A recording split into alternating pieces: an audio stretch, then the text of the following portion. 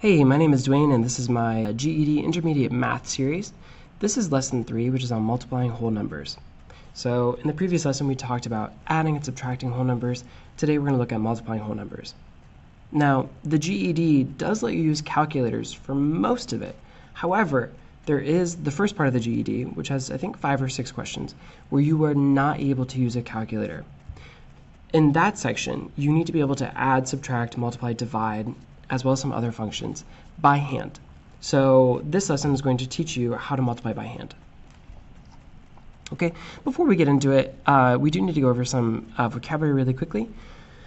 In a multiplication sentence, for example, 2 times 2 equals 4. The numbers that we multiply together, those are called factors. So in this sentence, the 2 and the other 2 are both factors. We multiply them together, and our answer is called the product. All right, so in this case, 4 is our product. In another math sentence, 2 times 4 equals 8. 2 and 4 would be our factors for that sentence, and 8 would be our product. Cool. Another piece of vocabulary really quick, we're not going to see this today, but we will see it in the future, is sometimes you will see problems that look like this.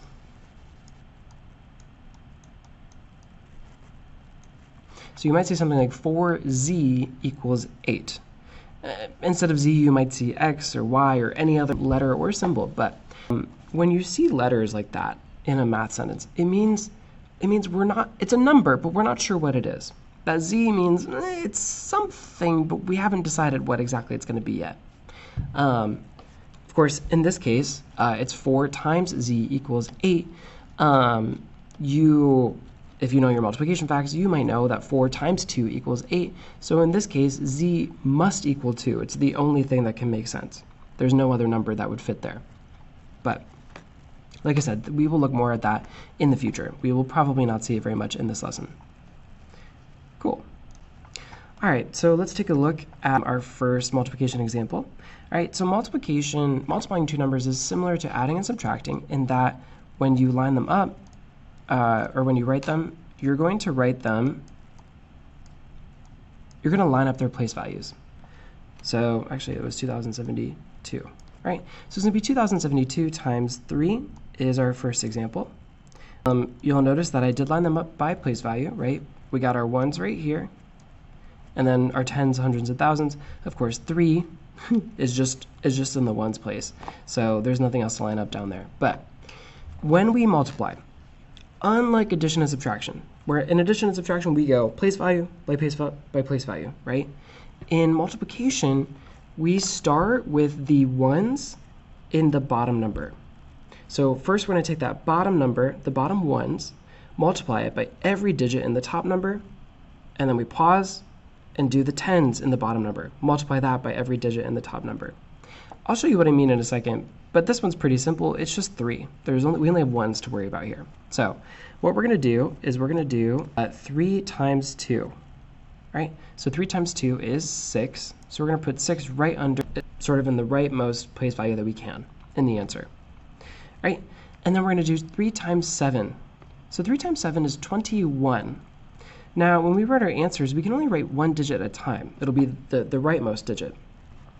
So I'm going to put that 1 down there, and I'm going to carry that 2. All right? So the 2 is going to sit above the 0, and what happens is when we multiply 3 times 0, we're then going to add that 2 to the answer, right, to the product. So 3 times 0 is 0, but plus 2 is 2. So we're going to write that 2 right there. And then lastly, we do 3 times 2, which is 6. Cool. And then I like to add in commas because the numbers are easier to read that way. So our answer is 6,216. That should be right. That sounds right. But let me double check just in case. It is, let's see, yep. 2072 times 3 is 6,216. Cool. So we call this the standard way of doing multiplication. In class, I also showed the area model for multiplying. However, I think for a lot of people it seemed it was complicated, and so I'd rather not. I'm not going to show you how to do it in this video. Sorry, but the standard process works pretty well for people.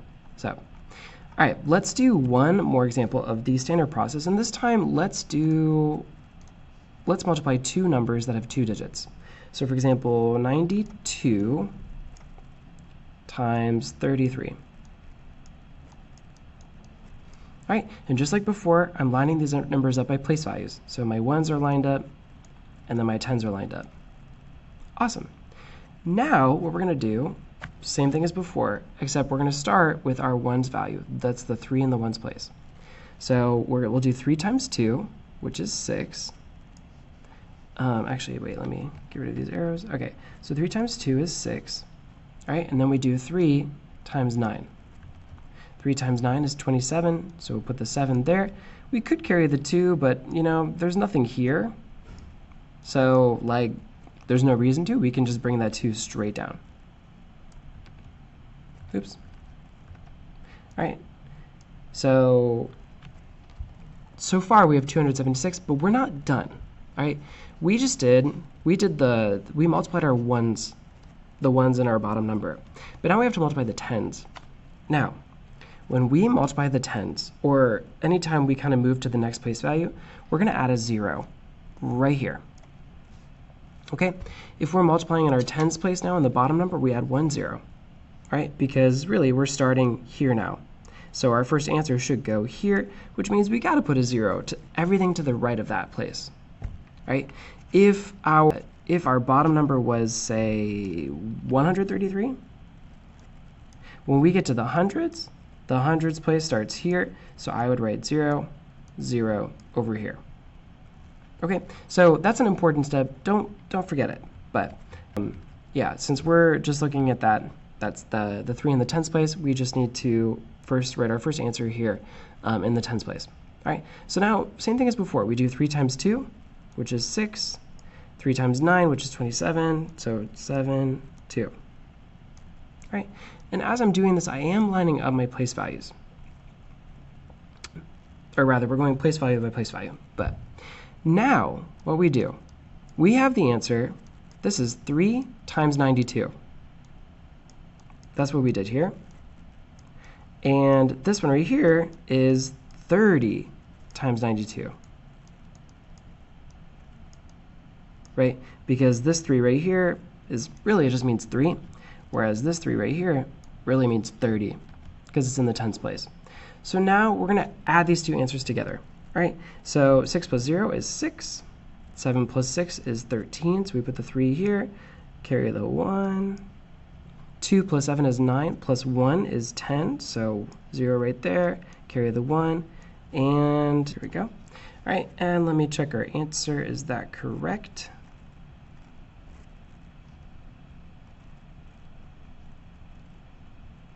Yep, 92 times 33 is 3,036. Cool. I think that is all I needed to show you. So, yeah, in class we did the independent practice, and then, well, we just finished the packet. So, cool. If you have any questions on this, I can assign you a lesson on IXL that will help you understand this a little bit better. But just know this is the standard process of doing it, and of doing multiplication, and this is how you multiply it by hand. Thanks for watching.